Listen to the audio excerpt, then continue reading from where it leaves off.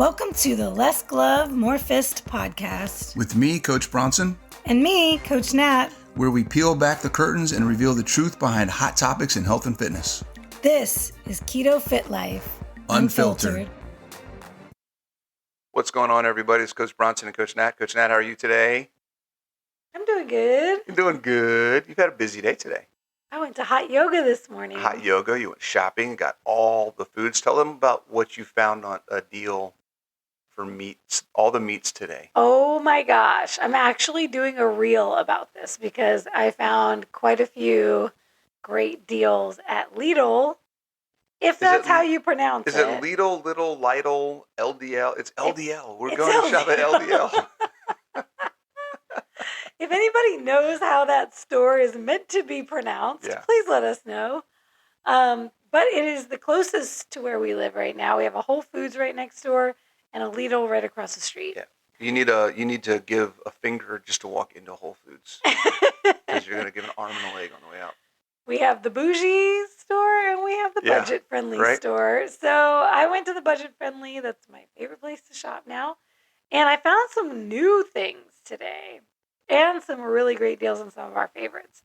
So I couldn't believe my eyes when I saw that the lamb legs, whole boneless lamb leg and roast, $5 a pound. That is half off. Yeah. Usually $9.99 a pound is actually really good for a lamb leg. Anyway, typically, I mean, if you walk into a Whole Foods, it would probably be 12 or 13 easy. So $9.99 would have been great per pound. But usually I'm dissuaded because you're buying a 3-pound leg or something like that, and it adds up quickly. So $5 a pound, I was like, you are kidding me. That's boneless. That's boneless, right? So you don't have bone you're taking out. Like, that's all meat.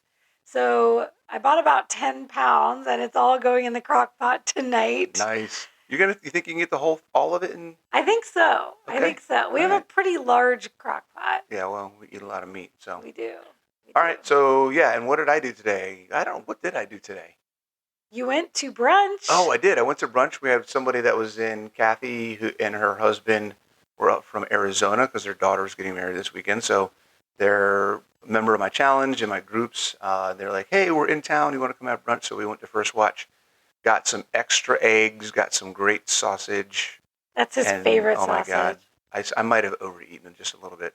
I think you still haven't had another meal today. I haven't. No, that's pretty much it. That's what I've had pretty much all day. So it was good. It was good. 9 eggs, six links of sausage. Wow. It was good. I'm feeling really satisfied and satiated right now. Call back to our last episode. All right, what are we talking about today? Today we're talking about a hot topic. Today we're going to talk about metabolic flexibility, what it is, and if you need to worry about it, if it's something that actually matters in the big picture or not. We hear a lot of people talking about the need to flex between fuel sources, fuel systems, carbs and fats and all of these things. And I think there's really a lot of confusion. One, because how people understand metabolic flexibility is different because there are actually different ways to use the term based on the context of where you're coming from and what you're trying to do. But then also when you have people who are keto influencers who have based their message on carbs are not essential, ketosis is what we're meant to be in, it's our natural state when we're born, ketogenic and being fat burners is the best for our health, to then also be saying, but you might want to throw in some carbs so you're flexible at the same time. It's kind of like what? Like your brain kind of just stops for a second and it's like a glitch in the matrix. That's how I look at it. It's because it just, to me, if you're saying that keto is the way to be, then keto is the way to be. It doesn't make sense to say keto is the way to be. We don't need carbs, except when we do. It's like that. I mean, am I the only one? Are you on the same sheet of music there, Coach Nat, or am I? Well, as Coach Bronson gets into the definitions of metabolic flexibility, there's one piece that I latch onto and how I first understood metabolic flexibility was from a primal standpoint, the way Mark Sisson talks about it. And it's that learning to burn fat as fuel is how we become metabolically flexible. Dun, dun, dun. Because we have been burning carbs our entire lives. Yes. So what makes us think we need to go back to carbs to learn to be metabolically flexible? Right. How we become metabolically flexible is learning to not rely on carbs. Yeah, absolutely. And that's the change. That's the process. And as we dig into the different definitions, there's 3 definitions that we've identified for metabolic flexibility. They're very different. They're used very differently, and they all have very different applications and things like that. But as we dig into those, you'll see what we mean when we say that true metabolic flexibility is all about letting your body do the work. Ooh, I like that. That's really where we're going to boil it down to. So you'll see what we talk about when we get to that. So the first definition, we're going to go through, what do you think? We should just kind of go through, here's definition number 1, one of the ways that we hear people talk about metabolic flexibility, go through some thoughts and stuff there, and then we'll go to the next one and the next one. Okay, that works. Yes, we did plan this ahead, everybody, just so you know. Sometimes we get into rants and we go on side tangents that are completely unplanned. But even though it may sound like we're rambling, we do actually have somewhat of an outline. We're getting back to something. We do have some point we're trying to make. We will get back to the point eventually. Eventually. All right, definition number 1. I've heard people use metabolic flexibility in the conversations around needing carbs, and that we should be good at digesting and assimilating and pulling nutrients from carbohydrates and plant-based foods, plant-based sources, in order to, honestly, I don't know what the real reason or why they say that we should do this. And here's why I say that. The idea is that we need carbs to, and here's okay, I'm going to backtrack a little bit. The things that I've heard people say that we need, even though we don't need carbs, they're not essential, but that we should have carbs to do, because if we're ketogenic for too long, if we're in ketosis for too long, these are things that are going to be a problem. Thyroid, testosterone, leptin, help control leptin resistance, which we talked about in another thing. And there's one other one that totally just left my mind. Metabolic rate, metabolic efficiency. So the idea that if we don't have fat, then our body actually slows down burning fat. That's actually one of the reasons why people say we need carbs. So that if we have carbs, it helps us burn more fat. You should see the look on her face right now. I am so perplexed by this statement. Exactly. And then the other one is cortisol. That because if we're in ketosis all the time, our body has to raise cortisol in order to trigger the gluconeogenesis to make glucose, so that elevated cortisol isn't a good thing. We need carbs to drop our cortisol, all that kind of stuff. I will just tell you that I have seen nothing in evidence of anyone I've worked with where any of those things are actually a thing. Now, there are people out there who have much bigger practices than I do, who have said that they have seen cases where someone was having a problem with elevated cortisol, or their inflammation markers went up as well as their HbA1c, things like that, and that introducing some carbs helped bring all that stuff down, whatever that mechanism was. I think there are other ways to do that. We've talked about protein does the same thing. I was just thinking exactly that. You could do the same thing with protein. You can do the same thing with protein. So there's a lot of different ways, but it boils down to the first thing I talked about at the beginning of, if we're saying that being in ketosis, that being ketogenic primarily, because it's not really about ketosis, that being ketogenic is the way that we're meant to be, and we don't need carbs, then it doesn't make logical sense to say, until being ketogenic is unhealthy, then we need carbs. It just doesn't make sense to me. And just in case anybody's wondering, this episode might be a lot more of me talking, because this is a topic that I get fired up wildly passionate about this one. Because one thing that I don't like in anything really. And that is when people make things overly complicated and it makes it hard for people to understand and implement practical things in their lives. If you're telling people 1 + 1 = 2, you can't say until it doesn't and then it equals 3, but only if this, and when the sky is blue, it's 4. And like it just 1 + 1 = 1 or it doesn't. Like this isn't algebra, guys, that we're doing here. This is math. This is a simple thing. It doesn't have to be complicated. So getting back to the idea that metabolic flexibility, that we need to somehow maintain an ability to process plant-based foods in order to be optimal. Again, that statement, when I say it that way, that doesn't sound logical to me either, because our body is not good at no matter how long have we been eating plant-based foods and how sick are we? Right. Coach Nat, how long were you eating plants before you removed a lot of plants? And then when you removed all the plants, everything got better. You got optimal health.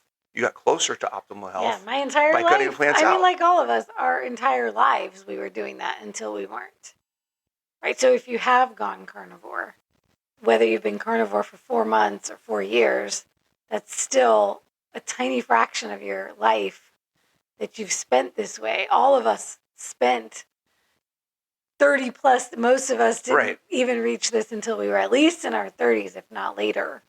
So we're talking 3 decades you spent eating standard American diet or plants or veggies, that you have to get your veggies in, whatever it may be. Yep. So the idea when we talk about metabolic flexibility from a food intake, digestibility, gut health, hormone management, any of that kind of stuff, all of those things. Can there be issues when we talk about ketosis? That's a different conversation. I'll probably be doing a video on my own channel about long-term ketosis, and that is different than what we're talking about with being able to process plant-based foods. If we're not doing it and we get better, how do we get healthier by doing it? Right? It just doesn't make sense to me. That's like telling an alcoholic that he needs to be alcohol flexible by every once in a while going to the bar and having a shot. Like, wow. Is it different? Yeah, that would be. That's a really great analogy. It's like saying, well, to make sure your liver can still process the alcohol, right? Give your body some alcohol every once in a while, just to make sure your liver's still working. Like what? That doesn't make any sense. I guarantee your liver will function better if you never take another sip of alcohol. 110%. 110%. So that's the one thing about this. And then the other thing about this is that both of us are looking at each other as we're having this conversation, trying to find a way to say this in a way that makes sense. Because I can't think of. I've heard people say that we need carbs so that we're better, or we need to eat plants so that we maintain the ability to eat plants. But if I'm not eating plants, then why do I care? Well, there you go. There's the crux. If you're not eating plants and you've committed to not eating plants the rest of your life, then you wouldn't care. Sure. And there's a whole community of carnivores out there that are committed to doing this for the rest of their lives, generally because they've gotten miraculous results on it. Yep. And they wouldn't dream of going back because they can feel the difference. They're still very connected to where they were before they went carnivore and what carnivore has done for them. And they wouldn't even dream of eating a plant again for the rest of their lives. I'm raising my hand right now. The only place this comes up is people who want to eat plants again. They are not fully invested and committed to the carnivore lifestyle, so they are looking for justification. I think I figured out the word I was looking for earlier, confirmation bias. Confirmation bias. Yeah, there you go. They're looking for someone to say, it's okay, you should be not able to do this. Not just okay, right?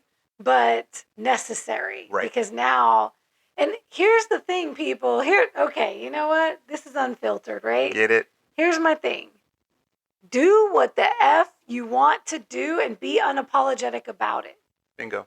If you want to ingest poison and you want to argue for putting poison in your body, whether that is in the form of drugs, alcohol, sugar, heavily processed foods, or vegetables. Say, I want to do this. I'm choosing to do this because it's what I want to do. Yes. Don't try to find some kind of scientific reasoning or explanation for why you're choosing to do this. Right.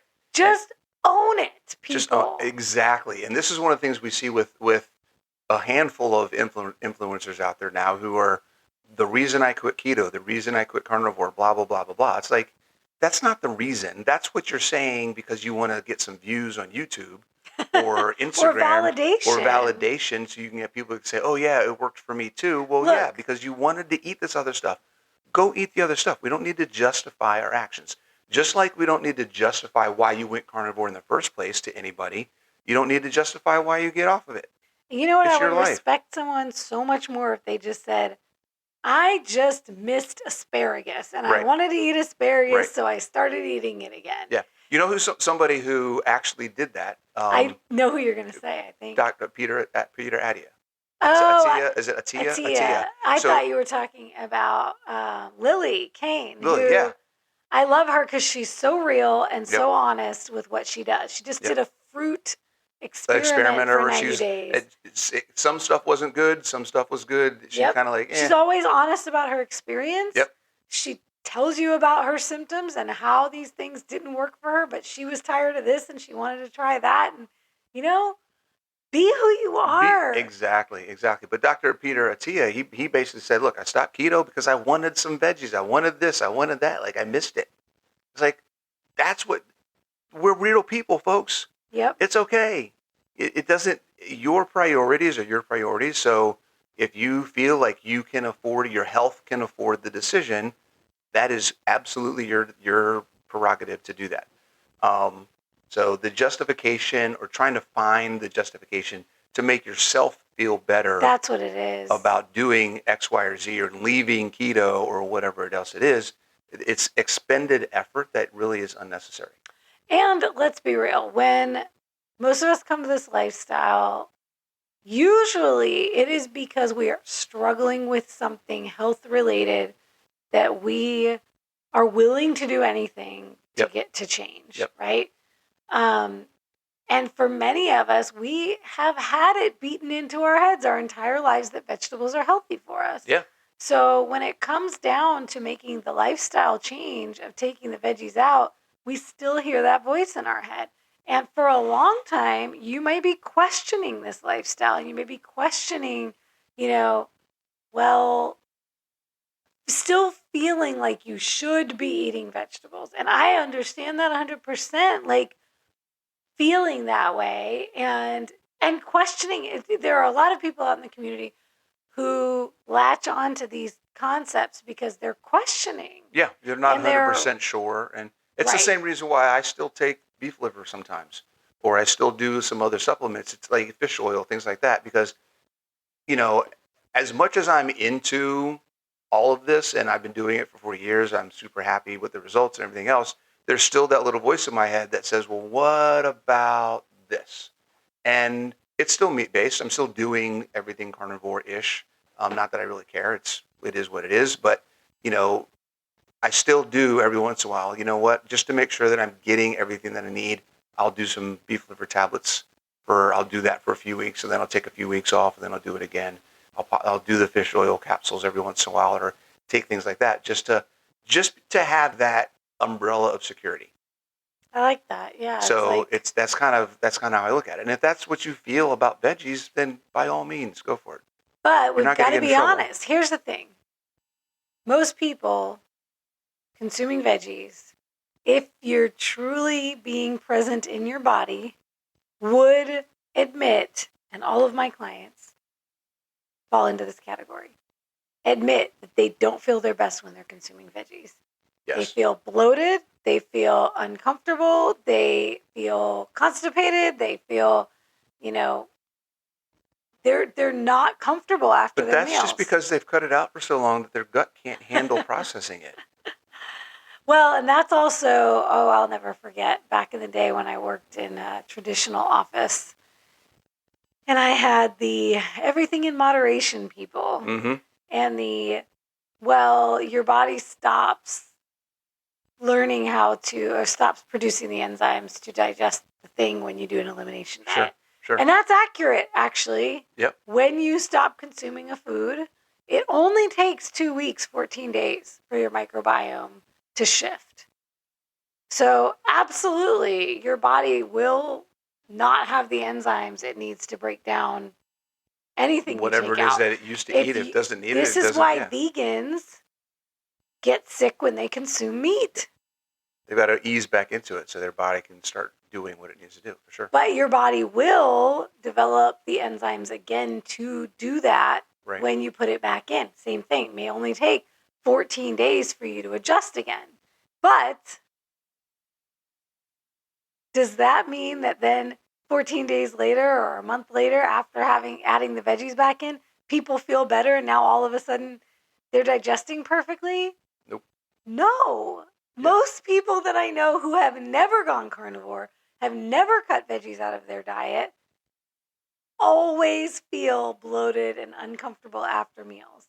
Women in particular are always stressing about their lower belly and the bloat. That is the number one concern I hear all the time from women. And they believe and they think that this is just a reality of life that they have to deal with. Everyone I know who has gone carnivore, one of the number one things I hear, besides specific medical things they have seen improve, is no more bloat. No more bloat. Gassy and bloaty. Yep. And for guys, so women say bloat, guys say gas. Yeah, same thing, guys. It's the same thing. Because we fart and we're proud of it. Men are the only creatures, I think, that fart and then look around and see if anybody noticed. Not because we're embarrassed, but because we're looking for a credit. Women look around hoping nobody noticed. Men look around hoping somebody noticed. We want a high five. Give me a high five, dang it. All right, so that's definition number one. That's when we're talking about metabolic flexibility, which technically it's not metabolic flexibility. That's more about digestive and processing plant-based versus animal-based foods. But it really does go into the conversation a lot when people think of metabolic flexibility. That's more of the argument for the gut microbiome diversity. Exactly. It's more of a gut microbiome diversity thing, which, again, if you're not planning on eating meats or plants, and plants for the past 20 years have been making you sick, then I still don't understand why you need to be good at eating plants. The whole concept of this discussion, I almost kind of like, why are we even having this discussion? It just doesn't make any sense to me to have this argument. I personally can say, since going carnivore, I have never once craved a vegetable. Oh my God, no.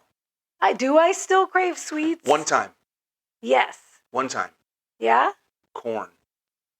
About 2 years into carnivore. That is the most random Well, see, here's the thing. Okay, little story. Okay. Growing up in this area, okay, where my parents live, down the road from where they live is a local farmer's market, like side road vegetable stand. Okay. Okay. They have the best silver queen corn in like the whole East Coast. Huh. It's so good. Like so good. I'm almost thinking about going to get some right now as we're talking about it. But there was one time, I think about 2.5 years ago, where I went over to my parents for dinner, and they had some, or somebody had corn somewhere. It might not even been my parents. It might have been somewhere else. We went to a barbecue or something, and they were cooking corn on the grill, and it just brought me back to the corn that we used to have at my parents' house. And I was sitting there, I'm like, I don't eat veggies, but I really want some fucking corn right now. It smelled good. It looked good. Yeah, it was. That is so interesting. Yeah, that was one time. I'm like, the only thing that comes to mind is going to a restaurant, and they had, like, early on when I first, like, January, right? Or January, February. Going out to restaurants where they have the crispy Brussels sprouts with bacon or whatever. Like with the glaze? Well, I hate the glaze, you hate actually. The glaze? To me, the glaze ruins it because I want the crunchy, salty garlicky, bacon Brussels sprouts. But you know what? I can do that without the Brussels sprouts. Right. Because when you think about it, the vegetable is not the thing we enjoy. Exactly.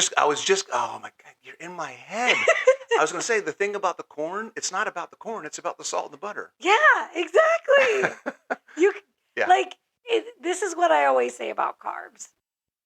But think about typical carbs. Potatoes, rice, bread. They're all bland substances on their own. They have no flavor. Right. 100%. It's all about what you put on them. Ding, ding, ding. And the biggest problem with these carbs is nobody's eating the carb by itself. That's a whole nother discussion. Carbs and fat together. Fats and salts and carbs, because that's what makes it taste good is the fats and the salts, which the fats and the salts without the carbs are great for you. Yep. Unless, of course, you're using industrial seed oils, in which case oxidative damage, high inflammation leading to disease. But if we're talking about natural fats like butter, lard, tallow, ghee, butter. In my case, olive oil. I'm a Greek girl. I haven't given up my olive oil. Sorry, guys. I don't believe olive oil is trying to kill me. But healthy fat and salt. I just had pictures of a bunch of olives on a table with little swords trying to run after you. Sorry, no one will ever convince me to stop consuming olive oil. Don't even try it. But yeah, the salts and the fats together are amazing. The reason they've been vilified is because they are being consumed along with the starches. All the other stuff, yeah. And all together, especially on a low protein diet, which majority of standard American diet people are on, is a recipe for disaster. Yeah, absolutely. All right. So that's the first area when we talk about metabolic flexibility that you need to be aware of. And in our estimation, is it something people need to worry about? Nope. Okay. Nope. All right. Definition number 2 of metabolic flexibility. And this is one I think people don't know about or don't talk about enough. Primarily for one reason, because usually the topic of metabolic flexibility happens in the nutrition space. Mm-hmm. And this definition of metabolic flexibility is a fitness aspect. It's exercise science. And that is the ability of our body to utilize fuels based on the activity that we're doing. So the efficiency of our body to go from, there's three metabolic pathways. There's the phosphogenic or ATP fat pathway. That's the energy that we use when we're doing strength work, sprints, things like that. Then there's the short bursts. Then there's the glycolytic pathway. That's glycogen. That's when we're doing things that are high intensity, shorter duration, not quite as short as a sprint, but that 1 to 2 minute, 3 minute, 10-minute hit training kind of a thing. Yep. And then there's the oxidative or fat burning pathway, which is the long endurance running kind of thing, running, biking, swimming, that kind of stuff. So the ability of our body to be efficient at all 3 of those phases, to be good at burning fat when you're doing that type of work, to be good at burning glycogen when you're doing that kind of work, to be good at processing ATP when you're doing that kind of work. That is a level of flexibility that our body needs to be good at switching back and forth, or utilizing and being efficient. It's not even a switching back and forth because we're always doing all 3. It's a capability of utilizing. Right. We're always doing all 3 of them. Various energy sources. So it's how efficient is it? That's where mitochondrial health really comes in. So that's where being ketogenic is the best way to be metabolically flexible from an exercise science perspective. Because the healthier your mitochondria are, the better they function. The better they function, the better they process in all 3 of those phases of energy utilization. Converting the energy Not even converting, just being able to use it. Because we're assuming at this point, in this phase, where we're working with the assumption that the energy is there.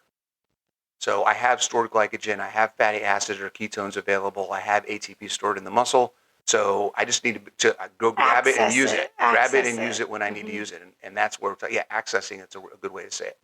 So this is one of the things where if you want to be truly metabolically flexible, guess what, folks?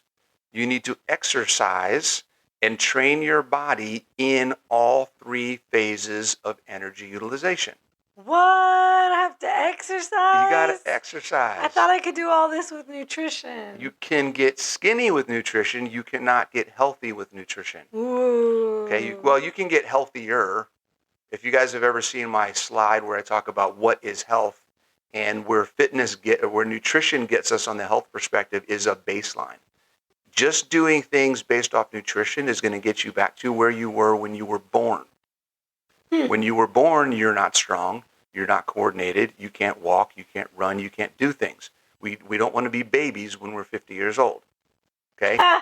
So we need to improve the physical aspects of our lives to then actually empower us to be physically independent and live a good quality of life. That's where fitness comes in. And that's where getting your body to be efficient in utilizing all three energy sources is super, super, super important. Okay? That's one of the reasons why we say build muscle and be ketogenic.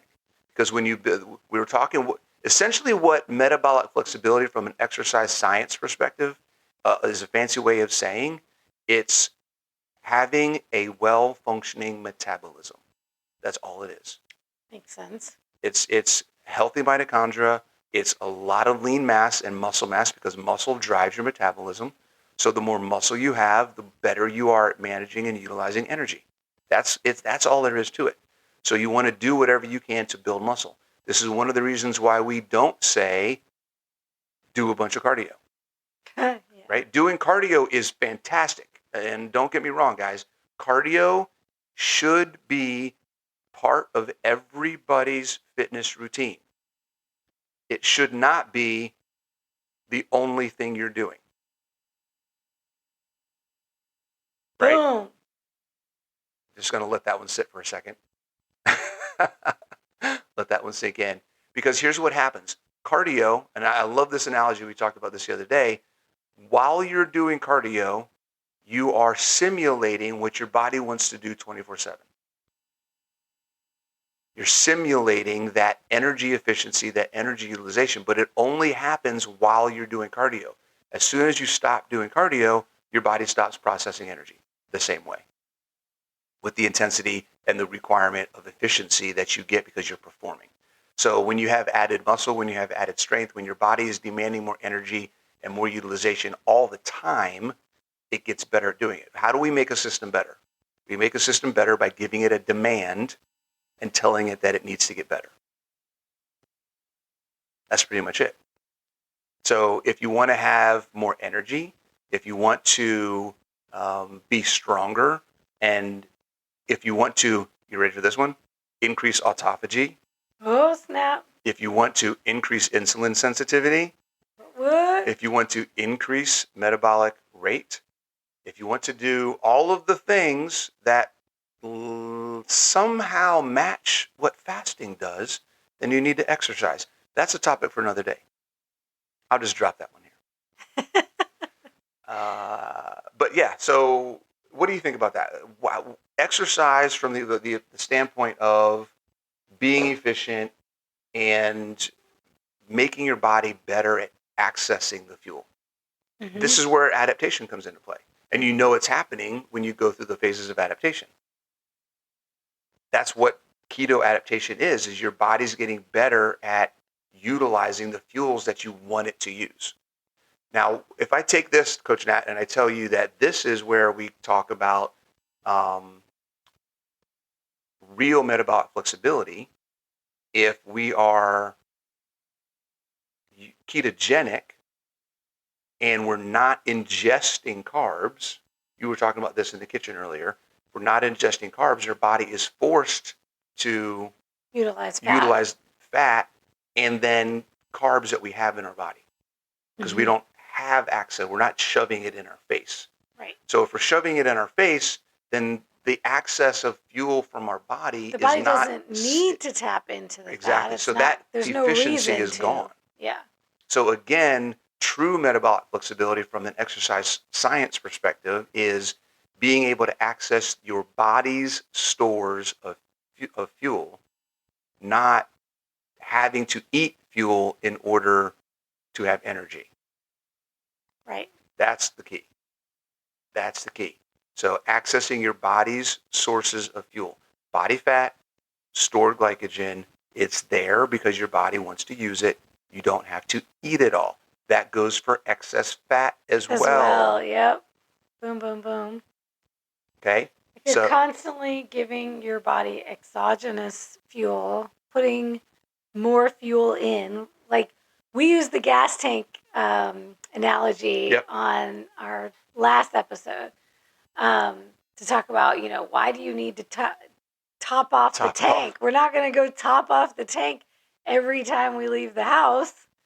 We wait until we're sufficiently low on fuel and then need to refuel to add more gas to the tank. Right. Same thing with your body. Why do you need to continuously top off the fuel when you have plenty to work off of? Exactly. Plenty to work off of. And it's actually that's a really good segue actually into the next definition. Is that good? Is that enough info on the second definition? I think so. I hope so. I mean, we both understand these pathways, but you guys tell us, like, if you want to know more about the energy pathways on the exercise science side of things, we can do a deeper dive on another. Yeah, that'd be cool. Yeah, absolutely. And because it ties in to the next thing that we're talking about. So when we talk about definition number 2 being your body's ability to your body's efficiency at accessing available fuel. I like that better. Yeah. Not the ability. It's your body's efficiency at accessing available fuel. Right, because you want it to readily be able to access. Right. And be efficient and get the most out of every gram that it uses, right? All the calories and everything. The next thing is, where does that fuel come from? Where is it coming from and how does it get stored?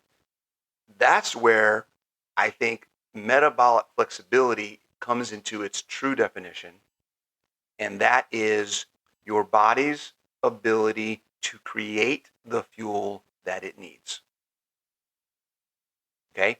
Now, we know that we have to ingest fat. We can't make fat. So fat is something we have to eat. It is an essential nutrient. Carbs are not, because our body can make glycogen. Yeah. So when I say being metabolically flexible, what I'm really saying is being ketogenic and allowing the ketogenic process to become efficient enough to support the production of glycogen. Ooh, what do you mean by that, Coach Bronson? You lost me at that one. So gluconeogenesis, for a lot of people, if you haven't heard me talk about this, the big G word, the big bad, is not about protein. It's about fatty acids. It's the boogeyman of the keto world. Yeah. Well, we couldn't be keto without gluconeogenesis. Oh yeah, we'd die. We'd die because we need glycogen. And the reason that carbs are not essential is because of gluconeogenesis. Yep. So when we need glycogen, our body creates it from fat. From anything. From anything. Yeah, essentially from anything. It'll take it from fat, it'll take it from protein, but if fat's available, and here's the deal. The substrates that gluconeogenesis uses to make glycogen from fatty acids are the byproducts of what ketogenesis uses when it breaks down fatty acids into ketones. So ketogenesis takes fatty acids, it turns it into acetoacetate. We're going to get a little science here real quick. It turns it into two things. Beta-hydroxybutyrate and acetoacetate.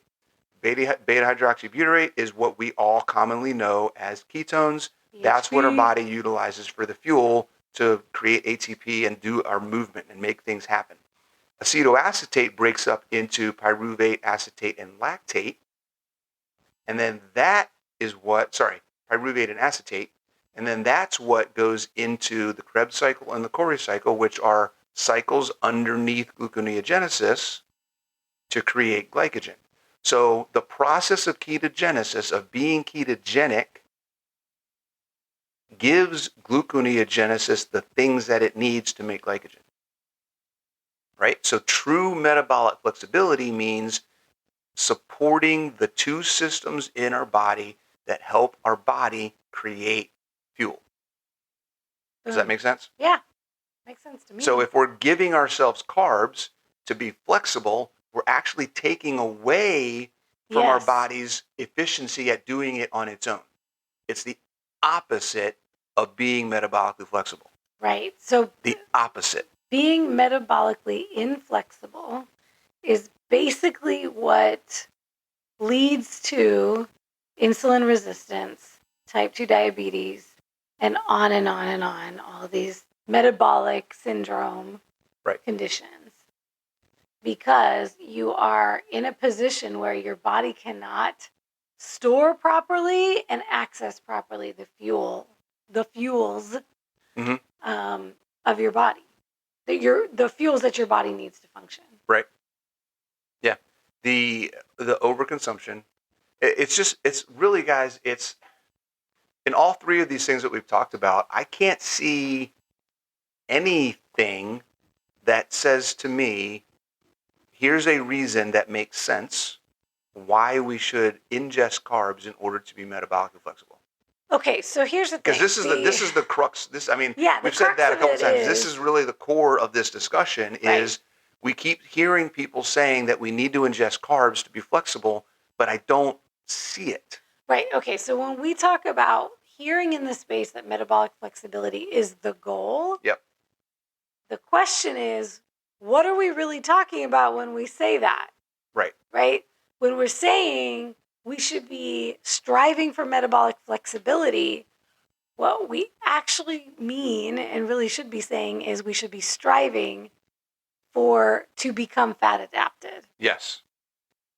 100%. But unfortunately, the term has now been utilized, bastardized, to mean we need to be switching constantly between fuel sources that we are ingesting.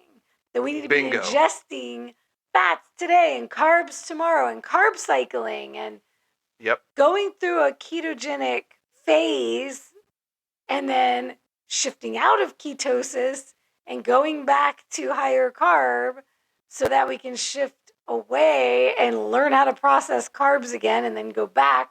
And to me, this is the same insanity that the fitness industry has glommed onto with carb cycling.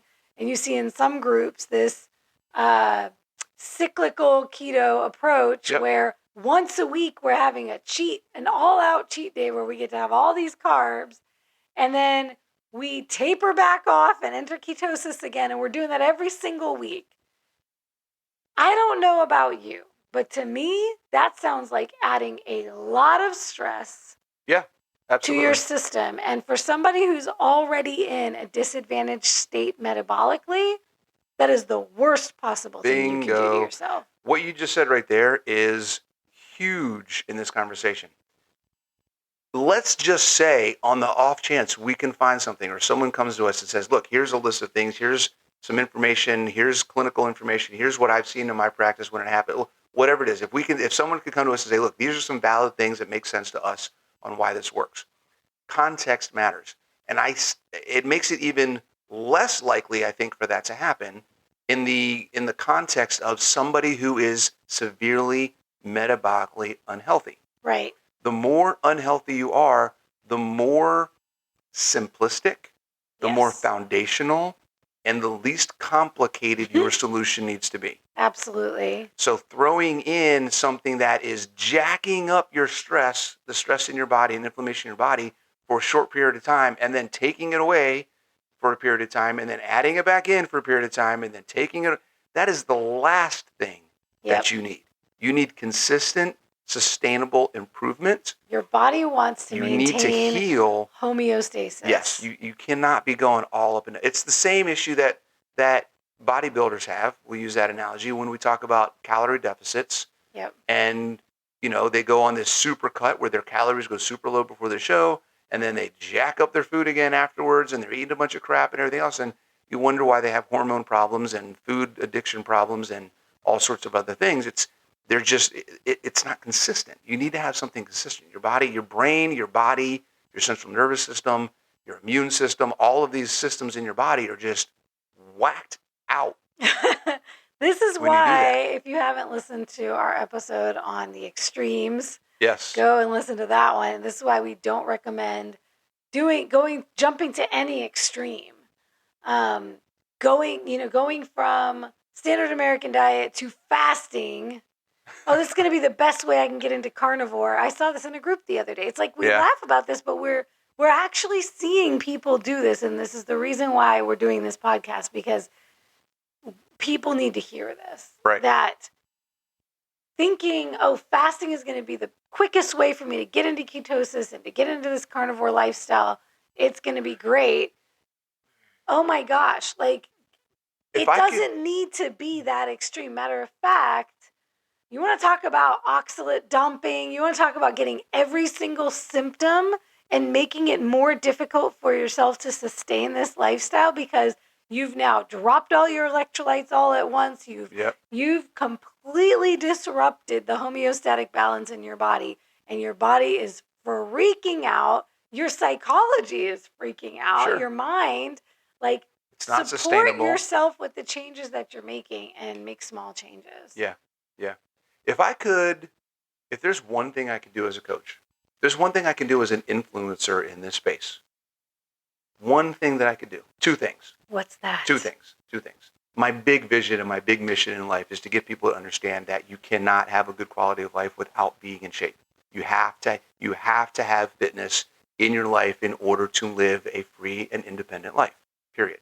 Second, if I could get people to stop trying to be in ketosis, if I hear one more person say, how fast can I get into ketosis? Or I was off this weekend, how long is it going to take me to get back?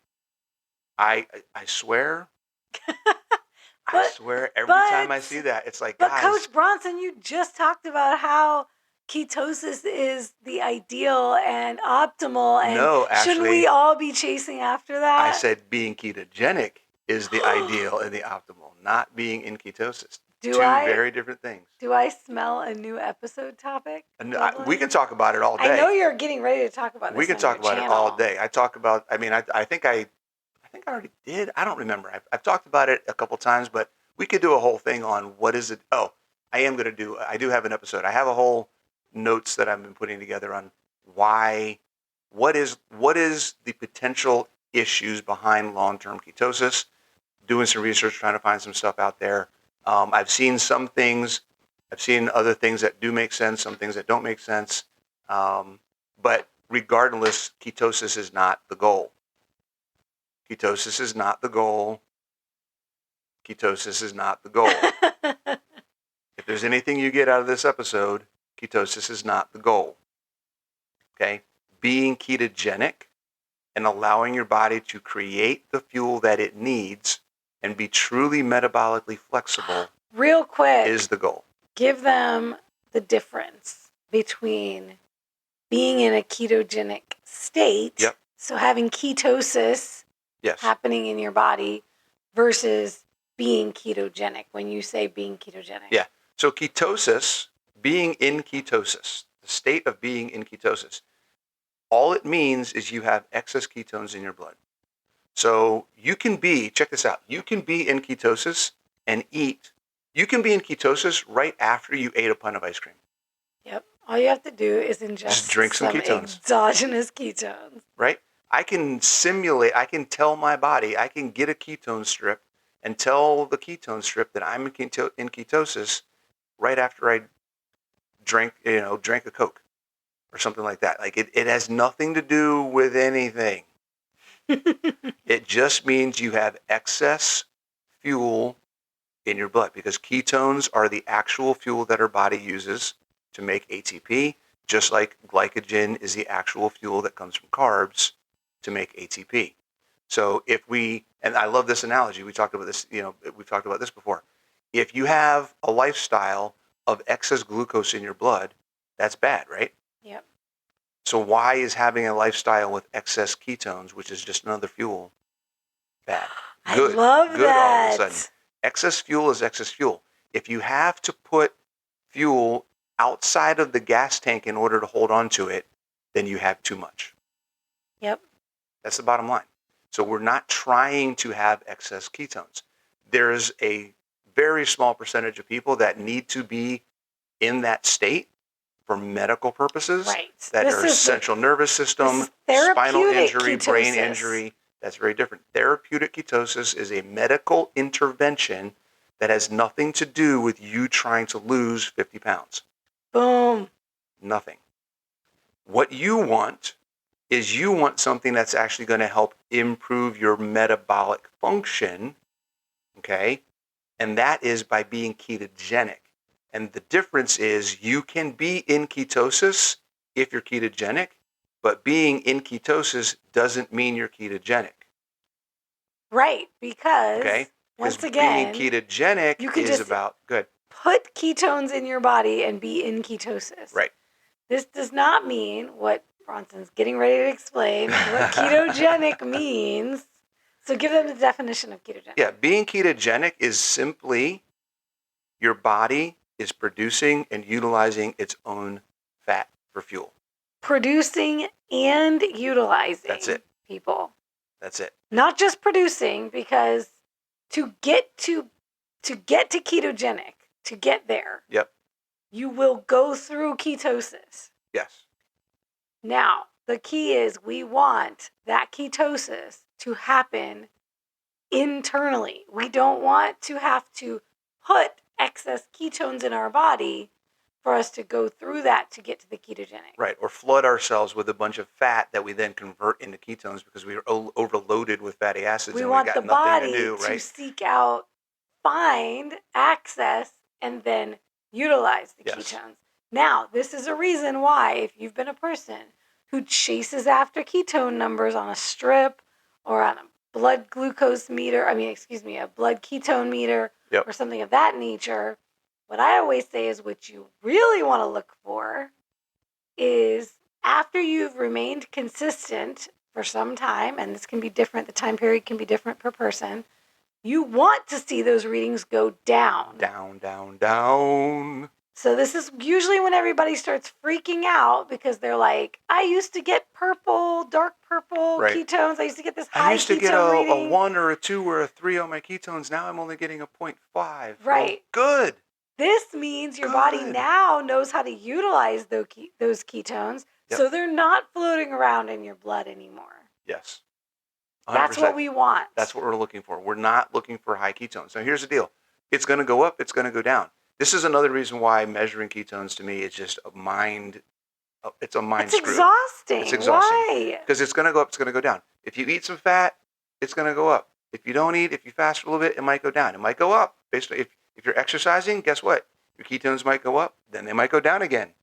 So the things that you're doing and the way that you're living, how much protein you eat, insulin makes ketones go down.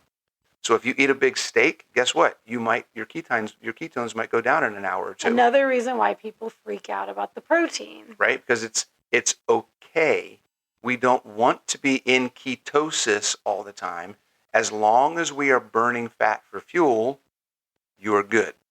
That's all that you need to map. That's all you need to worry about. I like the car analogy. The car analogy, if you all haven't figured it out by now, the car analogy works for every damn thing. It really does. When it comes to this stuff.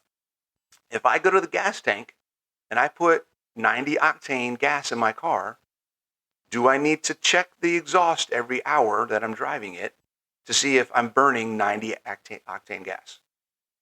No. You trust that what you put in is what's going to come out. So if I'm not eating crap, if I'm not eating carbs, then why do I need to test my ketones? Okay, look, we know, and this is why we always say focus on the basics. Yep. Because the only time you're going to be neurotic and stressing yourself out over blood ketone readings, blood glucose readings, fasting windows, all the other stuff is because you're trying to get away with something. You are trying to fit carbs, some junk ketone labeled foods into your macros, or even if you don't count macros, you're eating all these foods that are net carbs or 1 carb bread or 0 carb bread or whatever, and you're wondering how it's impacting you and you want to see if you're still in ketosis. It's just because you're trying to get away with something. Yep. You're hoping, oh my God, if I do this, I can stay, then I can have it. Now, if you're not eating that crap, there's nothing to worry about. Look at all this time and energy and stress you've taken off your shoulders. 125%. And you get a double whammy there because now you're not stressed mentally or physically. And that's going to improve your health too. Yes, absolutely. That's one of the. Yeah, I'll go into this on the ketosis video when I do that. But the whole cortisol thing with yeah. Yeah. All right, folks. We could talk for a little bit longer, but I feel like if we go any further, it'll just be rambles. You got anything you want to leave with, Nat? Just get honest with yourself. Get Okay. real about what are you doing, what are you not doing, what are you trying to justify. Yeah. Yeah. If you're going down rabbit holes, trying to find, latching on to concepts, ask yourself why. Right. What's behind that? What's the motivation there? Yeah. Hopefully this discussion has helped you understand what metabolic flexibility really is, how it works, what matters about it, and can help you think about why you've been worried about it. If you truly want to be metabolically flexible, get fat adapted. Get fat adapted, get ketogenic, don't eat crap, and exercise, prioritize protein. All the same stuff we say all the time, guys. It's so simple and it's so repeatable. You're going to hear Same advice every time. Right. It's like, what's the answer? What's the secret sauce? Just do the stuff we've been saying over and over and over again. The basics The basics aren't going to change. The basics aren't going to change. So, all right, guys, take it easy. We'll see you till next time. And we still don't have a way to end. Eat meat, repeat. We'll see you next time. Eat meat, repeat. I like that. Eat meat, repeat. Take it easy, guys. Peace out.